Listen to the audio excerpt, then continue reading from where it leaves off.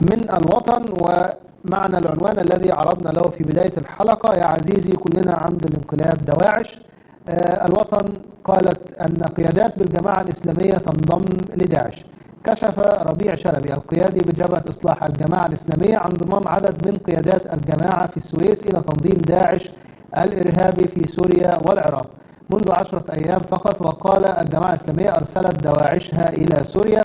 من القيادات التي انضمت للتنظيم أبو العلا عبد رب وقاتل الكاتب فرج فودة، وأمير الجماعة في السويس أبو محمد غريب محمد أحد قيادات الجماعة المحكوم عليه بالإعدام في أحداث السويس، إضافة لقيادات أخرى لم يعلن عنها بعد. وأضاف ربيع: هؤلاء انطلقوا إلى سوريا عبر السودان بعد أن ظلوا فيها عامين. وقال شريف أبو طبنجة القيادي بجبهة إصلاح الجماعة الإسلامية إن انضمام عدد من قيادات الجماعة لداعش بدأ منذ عهد محمد مرسي الرئيس المعزول. تعالوا بقى نتوقف شوية مع الخبر أو مع الكذب الذي قرأناه على حضراتكم الآن. كل المتابعين للشأن السياسي المصري يعلم أن الجماعة الإسلامية والحزب المرتبط أو الذي انبثق من هذه الجماعة وحزب البناء والتنمية هم تقريبا من أكبر أو يعني من جهات النادرة في مصر التي وقفت وقفة جادة جدا في مواجهة داعش، وتحملت في جراء ذلك. هنشوف تحملت قد ايه. هذه كلمة حق لابد أن تقال. الناس ديت أصدرت الكتب والأبحاث التي تبين من خلالها أن فكر داعش فكر غير صحيح، ونظمت المؤتمرات وطافت بقيادتها محافظات مصر حتى بعد الانقلاب وفي ظل التضييق الأمني الذي كانوا يتعرضون له. تحملوا كل هذا وطافوا على شباب مصر في مختلف المحافظات ليوضحوا لهم كل الأخطاء التي يحملها فكر داعش، حتى أن قيادي الجماعة أو المسؤول الأول في الجماعة الدكتور عصام دربالة رحمه الله نذكره بكل خير كان على رأس دائما هذه الجولات التي تدور في محافظات مصر، ويعقد من خلال حزب بناء والتنمية اجتماعات بكوادر الحزب وأيضا بجموع المواطنين لشرح هذا الأمر لهم حتى تم القبض عليه. وهو في أحد هذه الجولات التي كان فيها ينذر ويحذر من فكر داعش ويبين للناس مدى الخطورة في هذا الفكر وأين يكمن مواطن الخطأ في هذا الفكر. تم القبض على الرجل دكتور عصام دربالة بالرغم أنه كان يعاني من أمراض خطيرة جدا، وبالفعل تم إهماله صحيا في السجن حتى قتل عن طريق الإهمال الصحي المتعمد. راجل عنده السكر وبيعاني من أمراض خطيرة جدا ويتم منع عنه الدواء ليس فقط عن طريق الشرطة ولكن أيضا عن طريق النيابة والقضاء. تحالفوا على الرجل وتم منع عنه الدواء حتى قتل في السجن بقتل بطيء معاناة من نقص وعدم وصول الدواء إليه. وكل هذا مثبت بمحاضر إن شاء الله نستعرضها من خلال برنامج ملفات مصرية أو من خلال برنامج وطن سجين الذي يتعرض للملفات الحقوقية.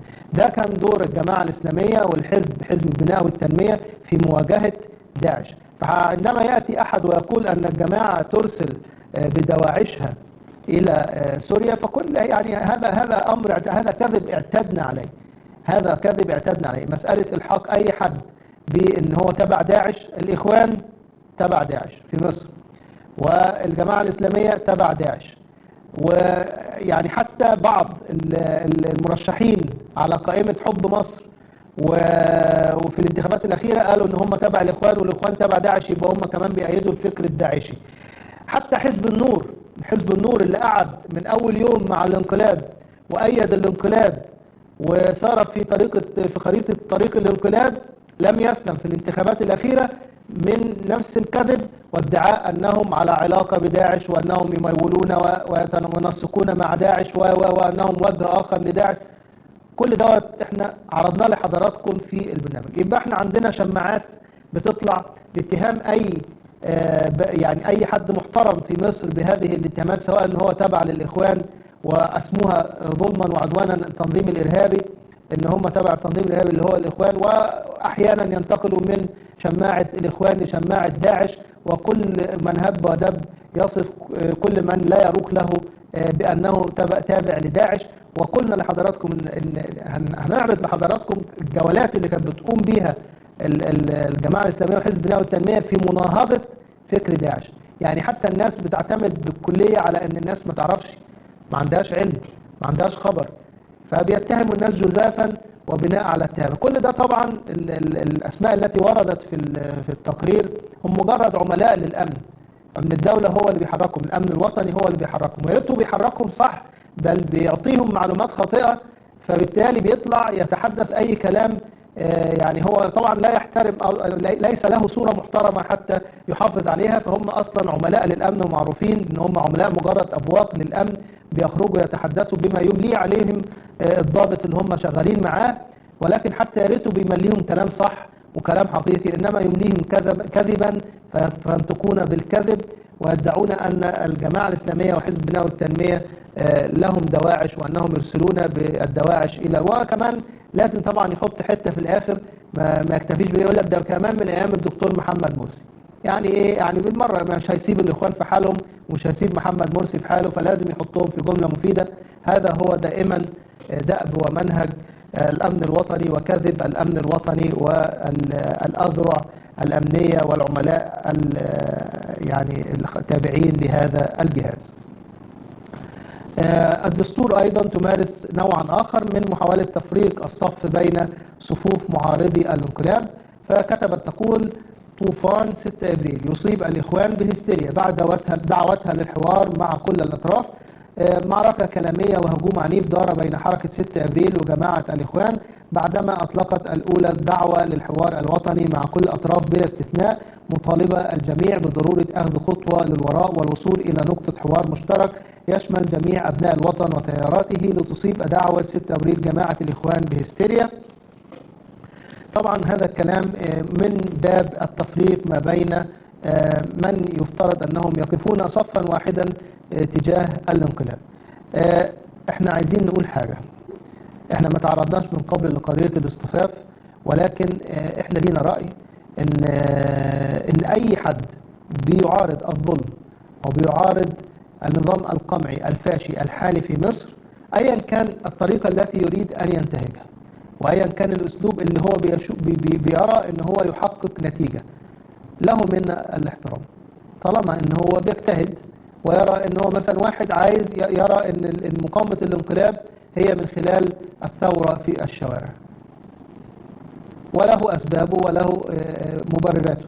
حد تاني بيقول لا، المقاومة تكون عن طريق العمل السياسي مفيش مشاكل، وغير ذلك الآراء كثيرة، ولكن احنا بنؤيد اي جهد في محاولة تخليص مصر من هذا النظام القمعي الفاشي المستبد الذي يقبع على ويجثم على صدر مصر، ومعترفين.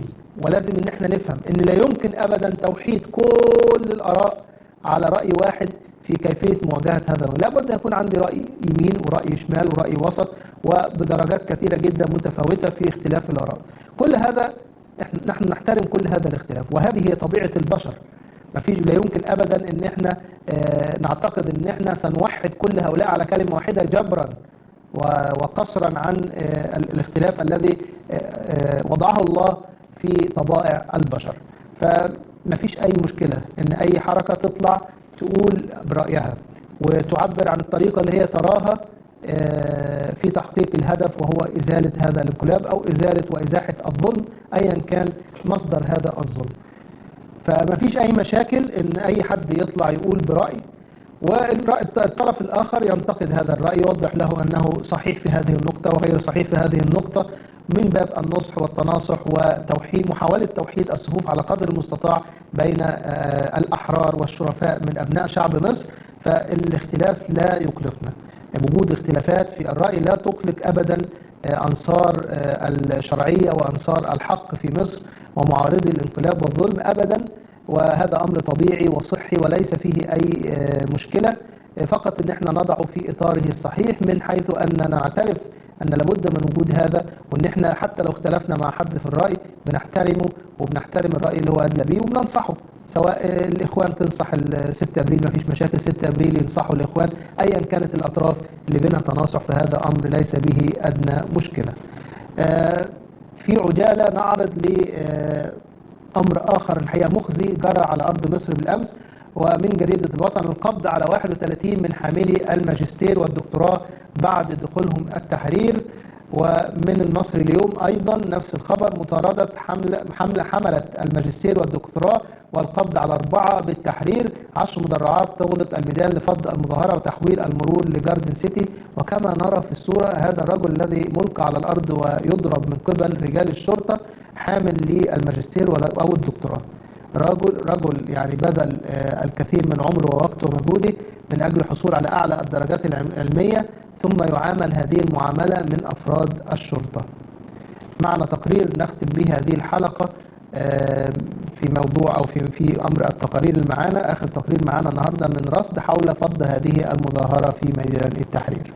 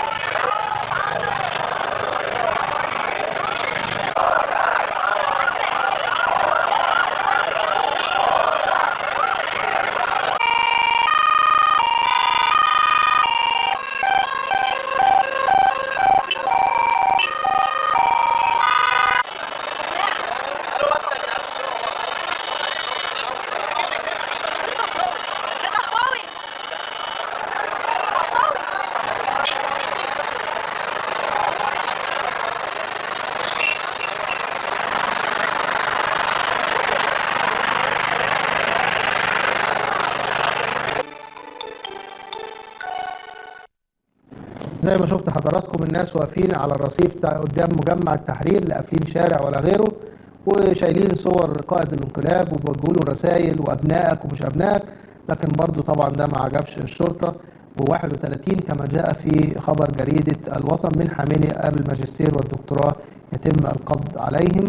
هذا هو حال المحترمين في مصر، بل اعلى الدرجات العلميه يعاملوا مثل هذه المعامله في بلدهم وفي وطنهم. مشاهدينا الكرام، قبل أن نختم وكما اعتدنا دائما معنا فقرة الكاريكاتير نعرض لها مع حضراتكم ثم نعود لنختم هذه الحلقة.